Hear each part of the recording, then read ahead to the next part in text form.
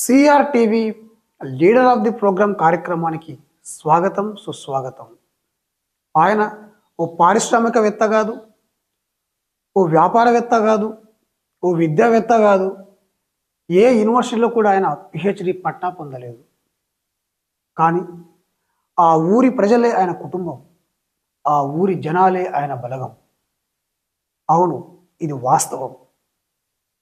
ఆ ఊరిలో ఏ ఒక్క కుటుంబానికి చిన్న ఆపద వచ్చినా, ఏ ఒక్కరు చిన్న కష్టాల్లో ఉన్నా నేనున్నానంటూ ఒక కుటుంబ సభ్యుడిలాగా వారికి అండగా ఉండడం ఆయన నైజం. తను గ్రామ ప్రజలకి అందించిన సేవలను ఓ స్వచ్ఛంద సంస్థ గుర్తించి డాక్టరేట్ అవార్డును ప్రకటించింది.